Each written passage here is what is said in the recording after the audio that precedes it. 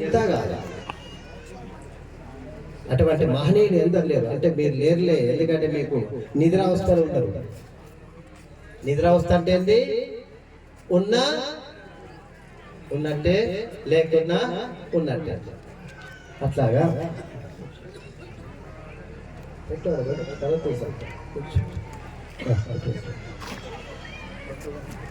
అయితే బిలోపత్రతే బంగారం ఏంది? లక్ష్మి దగ్గరికి పోతే లక్ష్మి ఎటువంటిది అనుకున్నావు?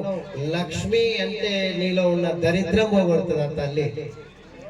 ఆమె అంది, వామ్మో శివుడు ఇచ్చిందంటున్నావు, అదేదో పత్రమాయే, నేను నాతోటి ఏడైతుందమ్మా, నాతో కాదు.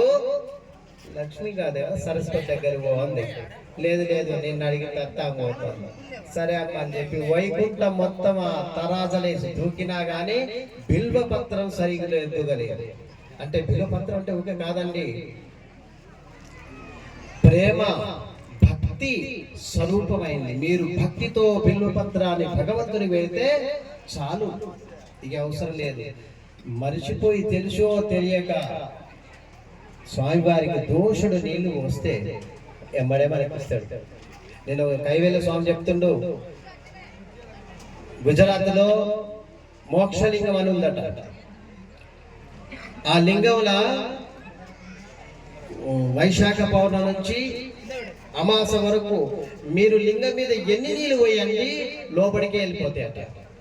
ఆ అమాస వెళ్ళిపోయిన తర్వాత మీరు శంష నీళ్ళు పోయండి బయటికి వెళ్ళేస్తాయట. అంటే అట్లాంటి అద్భుత లింగాలు ఉన్నాయి మన దేశంలో. భారత సంస్కృతం గొప్పది, కానీ మనమేం చేస్తున్నాం? మన తల్లికి మనమే కంట్లో ఒడుస్తుంది.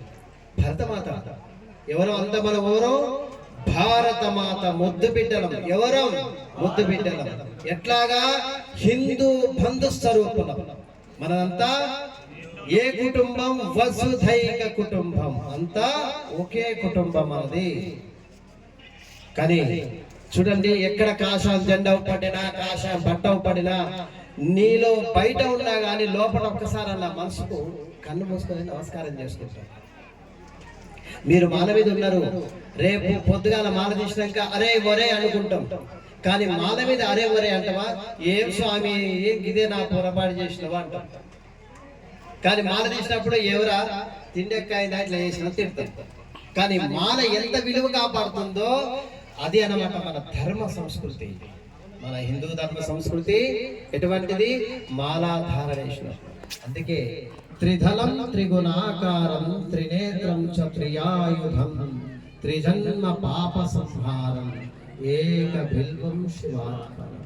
అందుకే నాయన మనం బిల్వపత్రేణ సర్వేన సర్వదా రక్షించాలి పరమాత్మ స్వరూపము.